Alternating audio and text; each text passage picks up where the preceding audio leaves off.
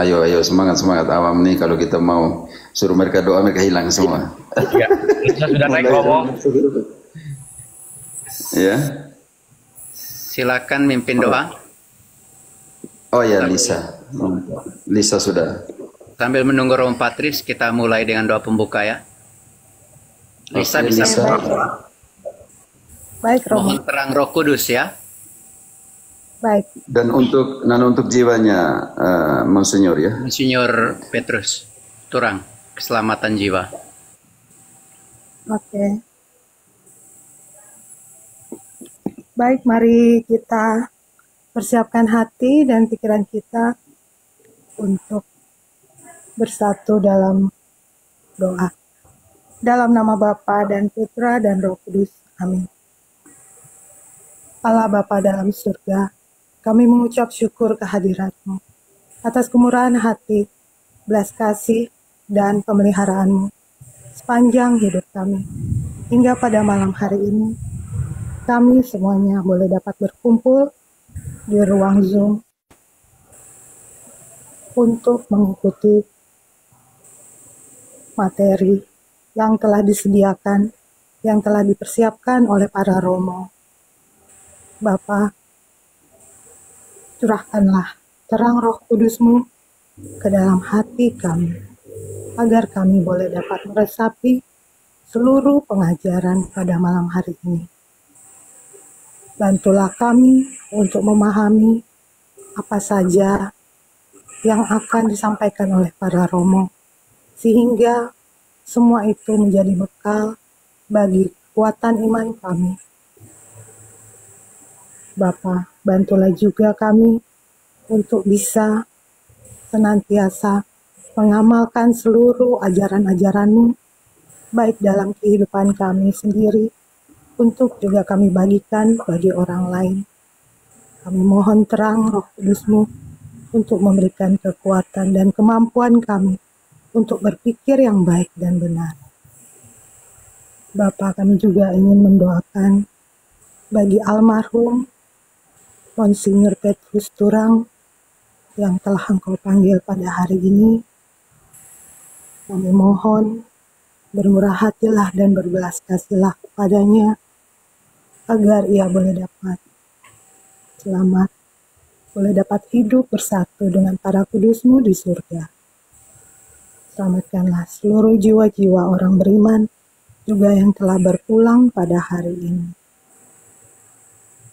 Amin. Kemuliaan pada Bapa dan Putra dan Roh Kudus, Seperti pada permulaan, sekarang selalu dan sekarang, sepanjang dan segala sepanjang segala Amin. abad. Amin. Terpujilah nama Yesus, Bunda Maria dan Santo Yosef, sekarang Untuk dan selamanya. selamanya. Amin. Dalam nama Bapa dan Putra dan Roh Kudus. Amin. Selamat malam. Terima kasih Lisa sudah memimpin kita dalam doa. Sama-sama, Pak. Silakan saya turun ya. Oke. Ya, ya, Lisa. Oke. Tahu jalan pulang? Tahu jalan turun? Terima kasih Sis Lisa. Sama-sama, Dew. Boleh diturunkan mungkin Pak. Charlie terpental ya?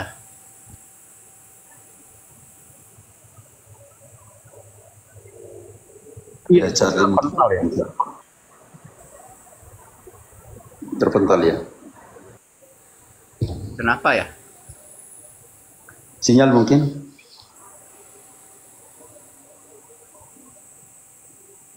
Oh iya, sudah. Oh, jatuh. Iya, sorry. Tadi saya buka di desktop malah mental, maaf. Karena saya siapin buat live streamingnya. Oke. Ya, sudah. Sudah siap. Sebentar. Model Nah, roomnya bisa diberitahu YouTube-nya mana supaya mungkin teman-teman yang nggak bisa ke sini bisa menonton. Ya, YouTube-nya di Yesus Kristus Penguasa. Nah, ini sudah saya setel. juga ada live di YouTube di channel Charlie. Yesus Kristus Penguasa. Ay, kacau ini udah mulai mau hujan nih cuaca ini. Biasanya sinyal juga terganggu ini.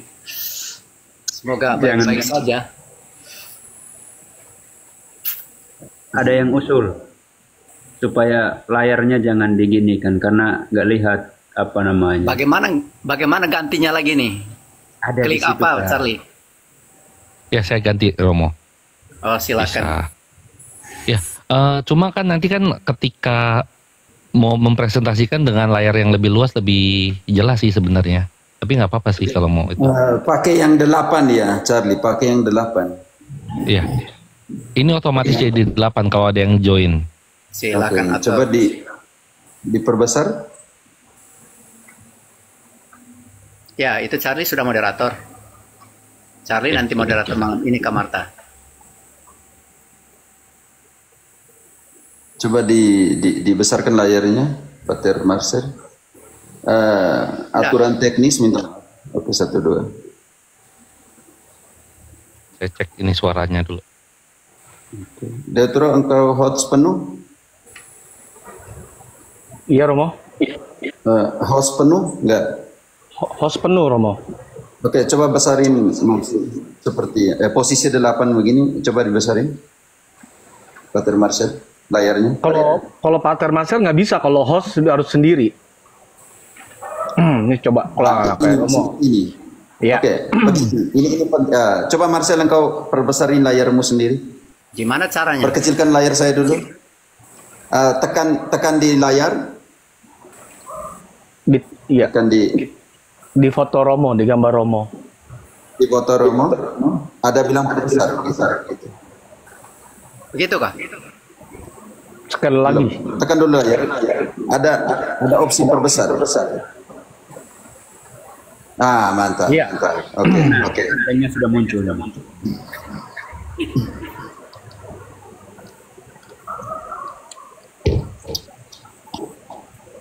Oke, tergantung. Moderator sudah streaming. Ini belum masuk nih. Sebentar lagi di ini nggak bisa masuk tadi. Sambil ngomong-ngomong, mungkin ada 1-2 hal sambil menanti streaming.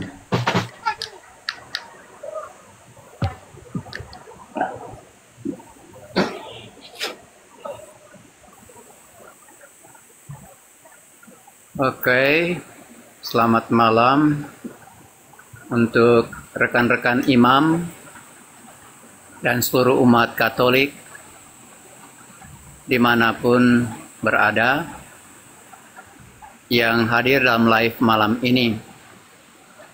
Sambil kita masih menunggu kehadiran Romo Patris sebagai pemateri yang keempat, kita akan mulai dengan memperkenalkan dulu para narasumber.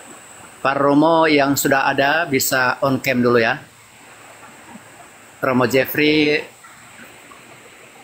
Romo Jerry. Oke, sudah live streamingnya udah siap, tinggal di live kan sekarang. Oke. Mungkin mulai dari Romo Cafe dulu ya, memperkenalkan singkat. Herodai Mere, SPD, Matoloko 9399 bersama dengan Marcel. 2001 Novis Kuwu, 2001 sampai 2008 filsafat teologi di Lelero, Tabis 30 Juli 2008. 27 Januari 12 Februari 2009 di Kolombia. Terima kasih. Oh ya, Mamora Momere Bapak orang Monori Nagekeo tinggal di Maumbawa Pro Santo Yosef Pelaja. Terima kasih.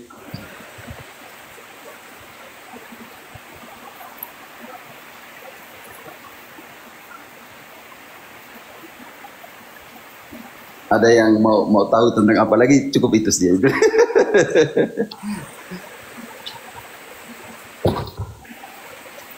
Sudahkah? Belum streaming. Sudah siap-siap terstreaming. Tergantung. Oke, kalau mulai baru di streaming kan. Santai teman-teman. Oke? Sudah di streaming kan sih. Oh sudah ya. Coba mau dicek dulu. Ada yang bisa cek nggak itu linknya tadi? Layar belum muncul, Chan. Belum muncul kah? Belum muncul layar. Sebentar saya play dulu. Sebentar saya tunjukkan layarnya. Oh, Dia masih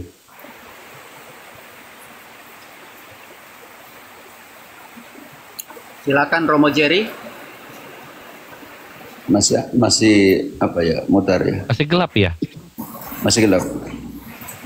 Tuh, bentar. Aku masuk ke ruang. Mungkin layar saya atau layar teman-teman yang lain sudah. Di tempat saya juga masih gelap. Sebentar, saya Masih cek gelap. dulu. Oke, silakan teman-teman yang lain, silakan sambil. Atau mungkin ntar biar di live, biar direkam di YouTube, Bro Charlie sudah terekam kah? Terekam otomatis. Udah otomatis ya, oke. Kacau nih hujannya nih.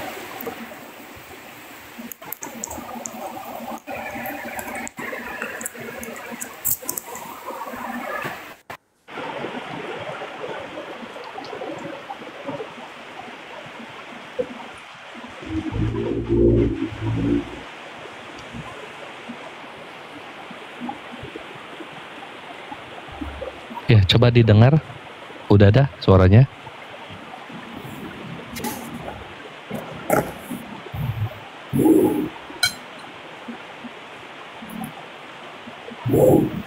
Halo. Ya, gimana? Oke ya. Mic-nya di mute itu, Romo Hero. Oke, sudah. Sudah masuk Oke, YouTube. siap. Halo. Ya, gimana? Oke ya. Mic-nya di mute itu, Romo Hero. Mantap.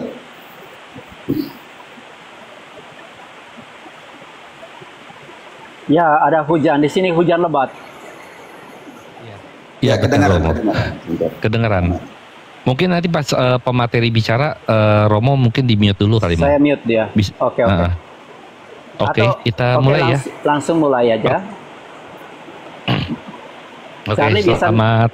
Charlie bisa mute-kan punyaku ya. Oh, enggak, host nggak bisa di-mute-kan. Oh ya. Iya, harus Untuk Romo sendiri. Marcel tekan di layar baru ada opsi mute. Matikan. Coba di tes dulu, Marcel. Tekan layarmu, ada mic, engkau mute. Ini Oke, tapi cuman yang titik 3 di samping kanan, nanti ada pilihan mute. ini malah cuman kamera yang untuk mic-nya nggak muncul, cuman kamera doang yang muncul. Oh, ya sudah nggak apa-apa lah. Mungkin Mau gimana lagi? Nah, tekan di sudut bawah kanan, tangan kanan, nanti ada berapa opsi. Di situ ada mute. Tekan di opsi kanan. Mantap. Marcel, bisa dengar? Nanti sebentar yang sama, mau hidupkan tekan juga yang sama, ada nanti muncul garis di bawah, hijau atau mute atau hidupkan mic, hijau atau tidak. Marcel, engkau dengar? Peter? Sudah di mute. Romo sudah mute sendiri. Marcel latih supaya dia buka mic-nya. Kalau tidak sebentar. Marcel, tekan hijau di layar bawahnya itu untuk menghidupkan mic. Sebentar, kalau Marcel tidak bisa hidupkan mic ini. Sudah. Oke, mantap. Latihan gitu. Oke, teman-teman. Oke. Jangan besarin layar saya lah. Ya, perlu ini kaca pembesarnya Romo ya. Oke, siap. Oke, selamat malam semua teman-teman. Selamat malam Romo. Untuk hari ini kita akan membahas satu topik ya. Sebelum kita membahas topik, mungkin nanti akan Romo-Romo memperkenalkan diri dulu. Ya, topik yang kita bahas ini adalah ajaran tentang extra ecclesiam nulla salus. Di luar gereja tidak ada keselamatan. Nah, ajaran ini udah menjadi bahan refleksi panjang dalam sejarah gereja dan seringkali menjadi perdebatan terutama dalam kaitan dengan ajaran Konsili Vatikan kedua. Nah, untuk membantu kita memahami lebih mendalam, kita akan mendengarkan paparan dari para narasumber yang ahli di bidangnya. Pertama ada Romo Hero atau Romo Cafe ya. Nah, Romo Cafe akan membahas tentang gereja sejati yang didirikan oleh Yesus secara alkitabiah. Terus ada Romo Marcel yang akan membahas gereja sejati yang didirikan oleh Yesus dalam kesaksian para bapak gereja dan tradisi suci. Terus yang ketiga itu Romo Yere akan membahas tentang eklesiologi berkaitan dengan soteriologi Konsili Vatikan Kedua dan Katekismus Gereja Katolik. Terus Romo Patris akan membahas tentang kebenaran Gereja Katolik dibandingkan dengan aneka denominasi Protestanisme dari perspektif filosofis, epistemologis. Dan yang kelima, Gereja Katolik dan kaum muda akan dibahas dengan Romo Jeffrey, bagaimana pendampingan agar makin mencintai dan berakar dalam Gereja Kristus.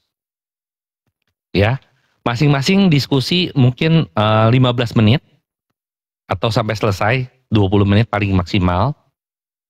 Setelah selesai semua sesi, kita akan masuk ke dalam tanya jawab. Oke? Sudah siap, Romo? Silakan perkenalkan diri mungkin dari Bro Charlie. Yes. Mungkin untuk pertanyaan naiknya untuk para audiens nanti bisa diketik di bawah, nanti di pin ya, seperti kemarin rencana ya.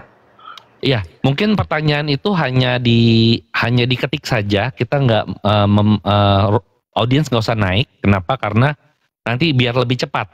Jadi pertanyaan diketik, nanti Romo akan memaparkan. Seperti itu aja. Setuju, Romo? Oke ya. Saya Setuju. mana-mana sih. Setuju. Begitu. Oke ya. Gitu aja biar lebih cepat. Kalau nggak akan on time. Kalau orang naik ntar akan berdebat. Sedangkan kita hanya memaparkan. Itu saja. Terima kasih.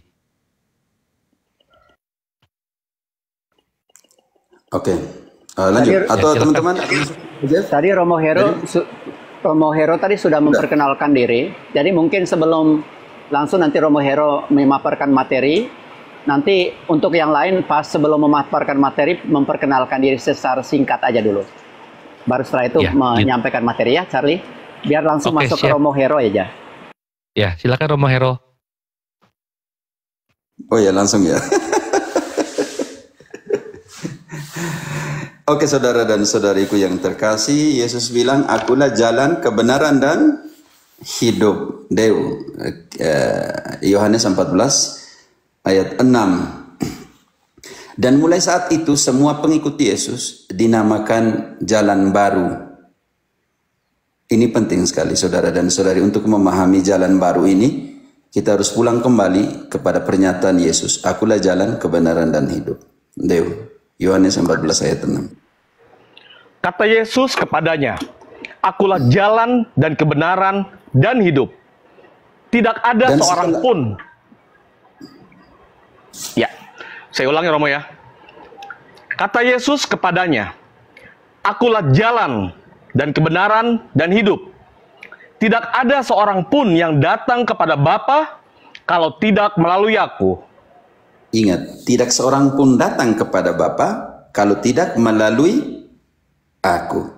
Dan setelah kebangkitannya dan kenaikannya ke surga, gereja perdana, gereja Kristen dikenal sebagai jalan baru. Kisah 24 ayat 14. Kelompok ini, pengikut Yesus ini dikenal sebagai jalan baru. Silakan, Dek. Ya. Kisah Para Rasul 24 ayat 14. Tetapi aku mengakui kepadamu bahwa aku berbakti kepada Allah nenek moyang kami dengan menganut jalan Tuhan, yaitu jalan yang mereka sebut sekte.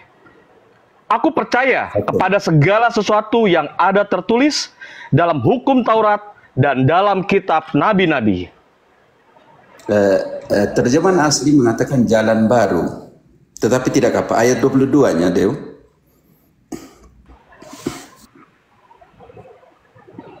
Tetapi Felix yang tahu benar-benar akan jalan Tuhan menangguhkan perkara mereka. Katanya, setibanya kepala pasukan Lisias di sini, aku akan mengambil keputusan dalam perkaramu. Oke. Diterjemahkan ke Indonesia oleh Lai sebagai jalan Tuhan. Tetapi terjemahan itu jalan baru. Ada hubungan dengan Yesus bilang, saya adalah jalan, kebenaran, dan hidup. Barang siapa ingin pergi ke Bapa harus melalui aku. Kisah 19 ayat 9. ditekankan bahwa pengikut Yesus pada saat itu dikatakan jalan Tuhan atau jalan baru. Ini harus dimengerti. Dan itu dikatakan dalam bentuk singular, bukan plural. Tetapi ada beberapa orang yang tegar hatinya. Mereka tidak mau diyakinkan. Malahan mengumpat jalan Tuhan di depan orang banyak. Karena itu Paulus meninggalkan mereka. Garis bawahi kata jalan, ayat 23-nya. Ya. Kemudian daripada semuanya itu, Paulus bermaksud pergi ke Yerusalem melalui Makedonia dan Akaya. Katanya, sesudah berkunjung ke situ, aku harus melihat Roma juga. Dan ayat 23 tadi ya, 19 ayat 23 tadi. Kira-kira pada waktu itu timbul huru-hara besar mengenai jalan Tuhan. Oke, jalan Tuhan. 9 ayat 2. Pertobatan Paulus. Gereja pada saat itu dinamakan jalan baru, tetapi dikatakan dalam singular. Karena itu, kalau mau lihat Bapa, kalau mau pergi ke Bapa harus melalui jalan ini. Ada berapa jalan di situ? Hanya satu jalan yang dikatakan jalan Tuhan. Dan di dalam kekristenan gereja mula-mula, gereja perdana, pengikut Kristus yang ada di jalan yang sama itu dikatakan jalan baru. Ayat 2-nya, bab 9 ayat 2, Leo. Dan meminta surat kuasa daripadanya untuk dibawa kepada majelis-majelis Yahudi di Damsik, supaya jika ia menemukan laki-laki atau perempuan yang mengikuti jalan Tuhan, ia menangkap mereka dan membawa mereka ke Yerusalem. Dari pernyataan ini sudah ditutup bahwa hanya satu jalan yang dinamakan jalan Tuhan. Kekristenan gereja pada saat itu dikenal dengan nama jalan baru atau jalan Tuhan. Tidak ada opsi banyak jalan. Makanya Yesus bilang, kembali kepada Yohanes 14 ayat 6, Deu. Minta maaf. Yohanes 14 ayat 6. Kata Yesus kepadanya, Akulah jalan dan kebenaran dan hidup. Tidak ada seorang pun yang datang kepada Bapa kalau tidak melalui aku. Saudara dan saudariku, selamat datang di jalan baru ini. Satu-satunya jalan. Tidak ada jalan yang lain. Ini persoalan yang tidak dimengerti oleh Protestantisme. Bahwa tidak ada jalan lain. Di sana tidak disebut jalan-jalan. Berapa jalan? Hanya satu jalan saja. Dan gereja perdana, Kristen perdana, dan sampai sekarang hanya satu jalan ini. Tidak ada jalan lagi menuju Bapa, yaitu jalan baru ini. Jalan Kristus punya. Yang di dalam terjemahan Indonesia bagus dikatakan jalan Tuhan. Tetapi dalam Yunani, dalam Vulgata dikatakan jalan baru. Atau dalam Spanyol, Nuevo Camino. Tidak ada lagi kaminar yang lain. Tidak ada lagi jalan yang lain. Hanya satu jalan ini. Oke. Yang kedua, saudara dan saudariku yang terkasih, kalau kita sandingkan ke dalam pengalaman Nuh, bahwa Allah menyelamatkan Nuh dan keluarganya melalui berapa perahu, Pater Jeff? Berapa perahu yang diselamatkan? Charlie, ada berapa perahu yang digunakan Allah untuk menyelamatkan? Satu, tidak ada dua, apalagi tiga. Satu saja tidak ada dua. Ini penting sekali. Karena itu ada tipologi perahunya Nuh dan perahunya Petrus. Ini penting sekali dalam konsep ini. Seperti Allah menyelamatkan Nuh menggunakan satu perahu, Deu, Kejadian 7 ayat 1. Dan kita lihat ada dua kesempatan di mana Petrus ditempatkan. Pentingnya dua perahu Petrus dalam pengertian, satu perahu Petrus di dalam Lukas 5, dalam Yohanes 21 ayat, nanti kita konsentrasi di ayat 11 sebentar. Sekarang kita mau lihat lagi tipologi dari perahu itu. Dan untuk naik ke perahunya Petrus harus melalui pembaptisan nanti. Oke, saudara dan saudariku yang terkasih, kita kembali. Melalui berapa perahu Allah menyelamatkan Nuh dan keluarganya? Kejadian 7 ayat 1. Satu, Romo. Kejadian 7 ayat 1. Lalu berfirmanlah Tuhan kepada Nuh, Masuklah ke dalam bahtera itu, engkau dan seisi rumahmu, sebab engkaulah yang kulihat benar di hadapanku di antara orang zaman ini. Dan ayat 21, apa yang terjadi dengan mereka yang ada di luar perahu itu? Lalu mati binasalah segala yang hidup, yang bergerak di bumi, burung-burung, ternak, dan binatang liar, dan segala binatang merayap, yang berkeriapan di bumi, serta semua manusia. Yang diselamatkan adalah mereka yang ada di dalam perahu. Gambaran tentang perahu Nuh ini diulangi kembali dalam 1 Petrus 3 ayat 20-21. Garis bawahi perahu Nuh.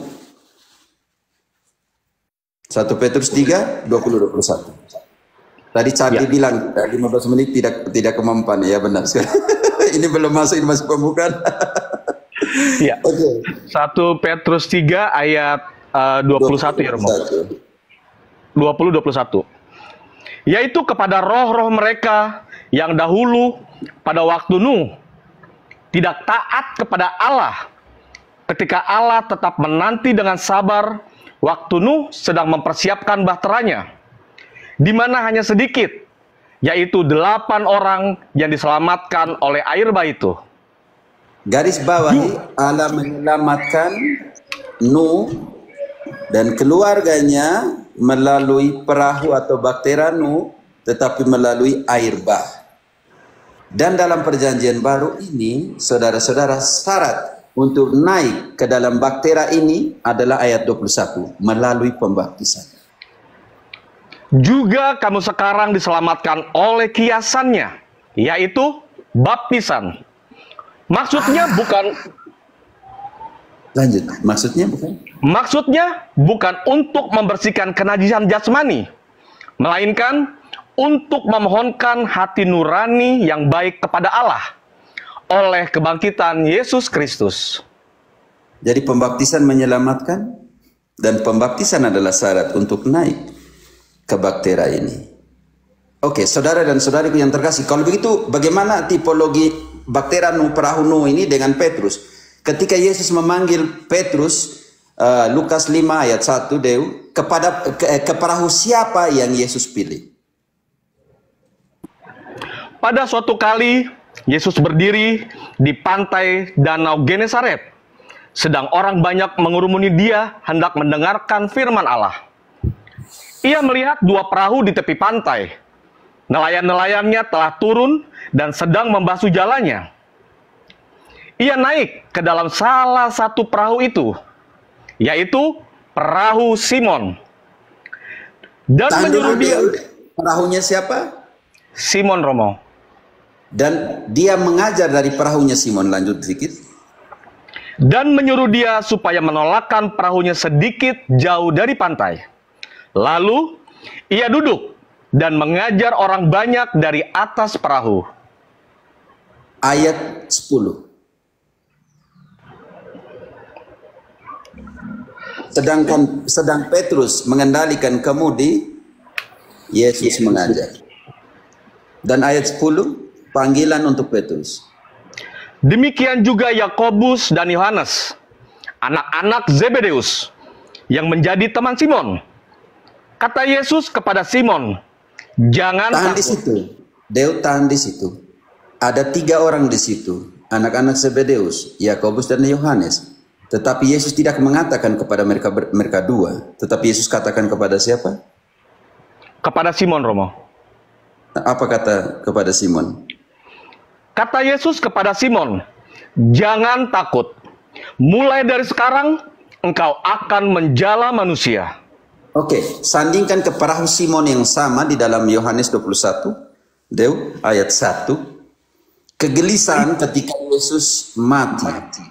Dan Petrus mengajak saudara-saudaranya untuk apa? Kemudian Yesus menampakkan diri lagi kepada murid-muridnya di pantai Danau Tiberias. Dan ia menampakkan diri sebagai berikut. Di pantai itu berkumpul Simon Petrus, Thomas yang disebut Didimus, Nathanael dari Kana yang di Galilea, anak-anak Zebedeus, dan 2 orang muridnya yang lain. Kata Simon Petrus kepada mereka, "Aku pergi menangkap ikan." Kata mereka kepadanya, "Kami pergi juga dengan engkau." Mereka berangkat lalu naik ke perahu. Oke, Deo tahan. Mereka berangkat dan naik apa? Kemana? Ke perahu, Romo. Naik ke perahu. Ini penting sekali. Mereka berangkat dan naik ke perahu. Perahunya Simon, karena Simon yang mengajar. Perahunya Simon. Kembali lagi, pembaharuan misi keselamatan. Nanti kita lihat di dalam ayat 11. Deo, konsentrasi di ayat 11, saudara dan saudariku yang terkasih. Di situ ada numerologi penting sekali untuk pewartaan. Simon Petrus naik ke perahu, lalu menghela jala itu ke darat. Penuh ikan-ikan besar, 153 ekor banyaknya. Tahan di suhu situ. 153 dalam konsep teologi biblis dan mentalitas tradisi orang Yahudi adalah jumlah semua ikan yang ada di laut. Artinya, Petrus menarik semua jala itu dan para rasul yang lain menangkap semua ikan yang ada di mana? Di laut. Ingat kata-kata Yesus, penjala manusia. Pergilah ke seluruh dunia, jadikanlah semua mereka muridku, baptislah mereka, ajarlah mereka segala perintahku.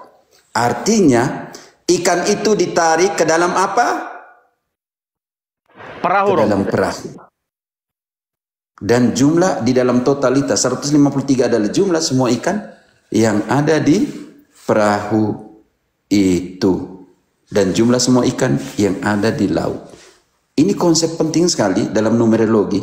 Oh ya, kalau begitu untuk keselamatan untuk semua orang ya. Tapi semua orang yang naik di dalam mana? Di dalam perahu ini. Poin kedua. Poin ketiga, saudara dan saudariku yang terkasih. Poin ketiga. Ini poin penting di mana kita juga bukan melihat dalam pengertian tadi tipologi baktera, gereja sebagai baktera.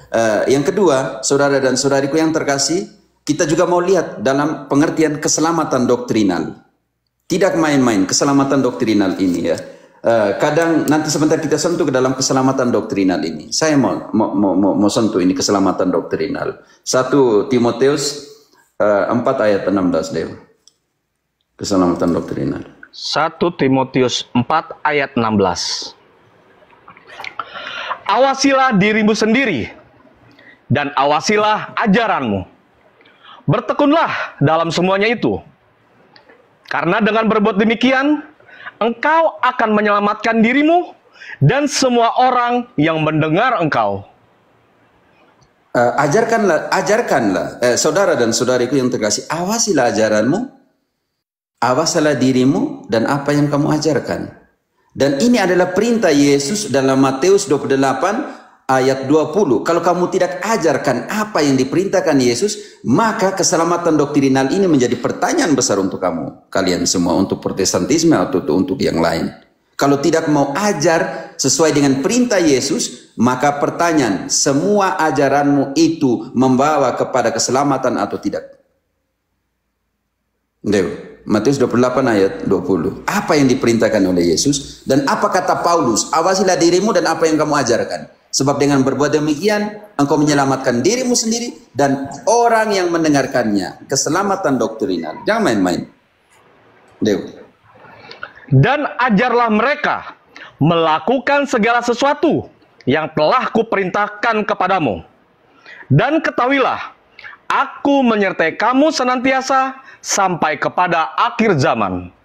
Dia mengajarkan pengakuan dosa, memberikan otoritas. Di Yohanes 20:23, barang siapa kamu ampuni dosanya, dosanya tidak diampuni, kamu bilang mengaku langsung kepada Tuhan. Bagaimana doktrinmu bisa menyelamatkan kalau itu jauh dari apa yang diperintahkan Yesus?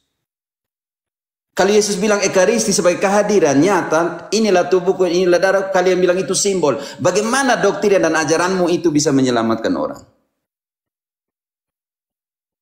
Kalau Yesus bilang saya tidak sendiri, Bapa bersama dengan saya, Unisitarian bilang begini, tidak, only Jesus, Yesus sendiri. Bagaimana mau selamat kalau doktrinmu bertentangan dengan apa yang diperintahkan oleh Yesus?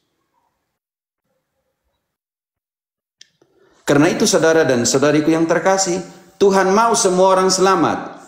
Ini penting. Yesus mau menyelamatkan semua orang, tetapi ada kondisi terutama. 1 Timotius 4 ayat 10.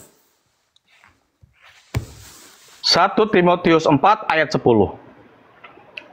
Itulah sebabnya kita berjerih payah dan berjuang, karena kita menaruh pengharapan kita kepada Allah yang hidup, Juru Selamat semua manusia. Garis bawah dulu. Juru Selamat semua manusia, tetapi masih ada koma nih. Juru Selamat semua manusia, koma, terutama mereka yang percaya. Garis bawahi, terutama mereka yang percaya. Dan semua yang mereka yang percaya ini bersatu atau bercerai-berai. Kisah 2 ayat 44. Kisah 2 ayat 44. Ingat, terutama Kristus adalah penyelamat semua orang, terutama mereka yang percaya. Garis bawah, terutama mereka yang percaya. Apakah mereka yang percaya ini harus tercerai-berai dalam 60 denominasi atau mereka yang percaya ini bersatu? Oke. Dan semua orang yang telah menjadi percaya tetap bersatu. Dan segala kepunyaan mereka adalah kepunyaan bersama. Garis bawah, semua yang percaya ini tetap bersatu. Bersatu. Dan bersatunya di mana? Mereka yang di sana, mereka yang di sini dikumpulkan dan disatukan di dalam satu tubuh. Efesus 2 ayat 15. 16. Efesus 2 ayat 15, 16. Sebab dengan matinya sebagai manusia, ia telah membatalkan hukum Taurat dengan segala perintah dan ketentuannya, untuk menciptakan keduanya menjadi satu manusia baru di dalam dirinya, dan dengan itu mengadakan damai sejahtera, dan untuk memperdamaikan keduanya di dalam satu tubuh. Di dalam berapa tubuh? Satu. Jadi semua mereka yang percaya itu tetap bersatu. Bersatu dalam satu tubuh. Dan apa itu tubuh? Kolose 1 ayat 18. Kolose 1 ayat 18. Ialah kepala tubuh, yaitu gereja. Artinya semua mereka yang percaya tadi bersatu di dalam satu tubuh, yaitu bersatu di dalam satu gereja. Karena itu Paulus bilang satu tubuh, satu gereja dalam pengertian ini. Kalau Efesus 4 ayat 4. Berapa gereja ada di situ? Berapa tubuh ada di situ? Efesus 4 ayat 4. Satu tubuh dan satu roh, sebagaimana kamu telah dipanggil kepada satu pengharapan yang terkandung dalam panggilanmu. Satu Tuhan, satu iman, satu baptisan, satu Allah dan Bapa dari semua. Berapa gereja ada di situ, Dew? Satu, Romo. Satu. Oke. Yang satu ini tiap-tiap hari Tuhan menambahkan jumlah mereka. Yang satu ini, ke dalam yang satu ini Tuhan tiap-tiap hari menambahkannya. Kisah 2 ayat 47. Baca pakai versi Inggris, Dew. Yeah. Praising God and having favor with all the people. And the Lord added to the church daily such as should be saved. Terjemahkan ke Indonesia. Ya. Sambil memuji Allah, dan mereka disukai semua orang. Dan tiap-tiap hari Tuhan menambah jumlah mereka ke dalam gereja dengan orang yang akan diselamatkan. Karena itu, ingat itu. Berarti orang yang akan diselamatkan Tuhan Yesus sendiri taruh di dalam gereja. Dan di dalam gereja ini adalah orang-orang yang diselamatkan.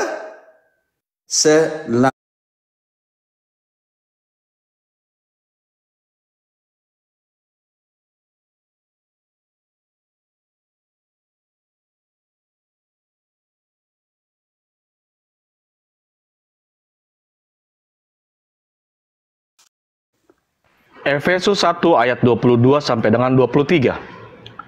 Dan segala sesuatu, maaf saya ulangi, dan segala sesuatu telah diletakkannya di bawah kaki Kristus, dan dia telah diberikannya kepada gereja sebagai kepala dari segala yang ada. Gereja yang adalah tubuhnya, yaitu kepenuhan dia, yang memenuhi semua dan segala sesuatu. Gereja yang ada adalah tubuhnya, adalah kepenuhan dari Tuhan itu sendiri dalam segala sesuatu. Itu tidak main-main.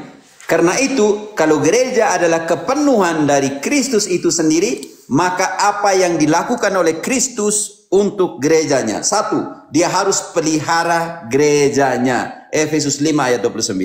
Siapa yang memelihara gerejanya? Efesus 5 ayat 29.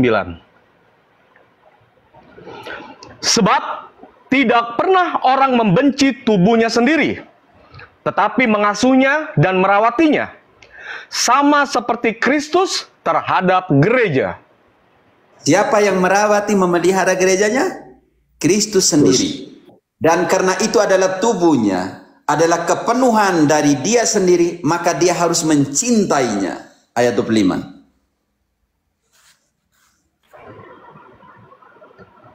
Hai suami, kasihilah istrimu sebagaimana Kristus telah mengasihi gereja dan telah menyerahkan dirinya baginya untuk menguduskannya. Tahannya. Kristus mengasihi gerejanya, Deu. Baca kembali ayat itu, penekanan. Hai suami, kasihilah istrimu sebagaimana Kristus telah mengasihi gereja. Tahan di Dan situ. telah Kristus mengasihi gereja. Protestan membenci gerejanya Kristus. Maaf, saya langsung ngomong begini. Sedangkan Kristus mengasihi gerejanya, Protestan membenci gerejanya Kristus. Dia memelihara, dia mengasihi gerejanya. Sekarang dia membersihkannya. Lanjut, Deo. Ya, saya ulangi Romo ya, biar lengkap. Hai suami, kasihilah istrimu sebagaimana Kristus telah mengasihi gereja dan telah menyerahkan dirinya baginya untuk menguduskannya. Sesudah ia menyucikannya dengan memandikannya dengan air dan firman. Bukan hanya mencintainya, tetapi menguduskannya. Ayat 27. Supaya dengan demikian, ia menempatkan gereja di hadapan dirinya dengan cemerlang, tanpa cacat atau kerut, atau yang serupa itu. Tetapi supaya gereja kudus dan tidak bercela. Karena dia kudus dan tidak bercela, pegang semua teman-teman kitab suci yang kalian. Dan sekarang lihat. Kalau dia sudah pelihara, dia sudah mengasihi gerejanya, dia sudah menyucikannya dan meletakkannya tak bercela di hadapannya, sekarang kita akan tahu pasti ini ayat, masih banyak tapi ayat terakhir saya mau tutup ini supaya berikan kesempatan kepada teman-teman bagaimana siapa yang menyelamatkan gerejanya. Kalau mau selamat, masuk sini toh supaya dia selamatkan gerejanya. Ayat 23 Deo. Efesus 5 ayat 23. Karena suami adalah kepala istri, sama seperti Kristus adalah kepala gereja. Dialah yang menyelamatkan gereja. Siapa yang menyelamatkan? Yesus Kristus. Karena itu jangan lupa naik ke perahu ini. Walaupun ombang-ambing ya. Walaupun ombang-ambing dan Petrus bilang, Tuhan, jika engkau ada di sana, jika engkau yang menyuruh saya untuk naik di perahu ini, mampukanlah saya berjalan di atas badai. Kalau kita membandingkan dengan doanya Petrus. Jadi saudara-saudariku yang terkasih, ayat terakhir ini, Deo, masih banyak ayat, tetapi saya mau supaya karena pembagian tugas dan waktu, baca kembali ayat terakhir ini. Siapa yang menyelamatkan tubuhnya atau gerejanya? Karena suami adalah kepala istri, sama seperti Kristus adalah kepala gereja. Dialah yang menyelamatkan tubuh. Dialah yang menyelamatkan tubuh. Saudara dan saudariku yang terkasih, kita selalu bertanya pertanyaan eksistensial. Dari mana kita datang, di mana kita tinggal, dan kemana kita akan pergi. Tetapi pertanyaan saya, kita pergi ke sana melalui apa? Sarana apa? Mobil apa yang kita pergi untuk pergi ke Jakarta? Kendaraan apa? Grab atau apa? Tapi pertanyaan saya, ketika tadi Yohanes 14 ayat 6, akulah jalan, kebenaran dan hidup. Barang siapa ingin pergi ke Bapa melalui aku. Dan aku ini, Yesus ini, memberikan kepenuhannya di dalam gerejanya. Apakah kalian tidak mau ke sini? Makanya Yesus bilang kepada Petrus, di atas batu karang ini aku akan mendirikan gerejaku, dan tak satu pun kuasa maut akan menghancurkannya. Dan Matius 28 ayat 20, ajarkanlah semua yang saya perintahkan dan aku akan menyertai kalian sampai akhir zaman. Dialah yang menyelamatkan gerejanya. Berbahagialah mereka yang ada di gerejanya, di mana dia mau selamatkan gerejanya. Pertanyaan berikutnya teman-teman, mungkin sebentar dalam elaborasi. Kalau begitu bagaimana mereka yang ada di luar? Saya hanya omong sekarang bagaimana mereka yang ada di dalam. Oke, mau selamat? Naik ke perahu Nuh, baktera Nuh. Jangan lupa naik juga ke bakteranya Petrus. Terima kasih. Terima kasih Romo. Waktunya 28 menit. Oke, selanjutnya Pastor Marcel ya yang menjadi narasumber. Silakan Romo. Dibesarin Pater Marcel.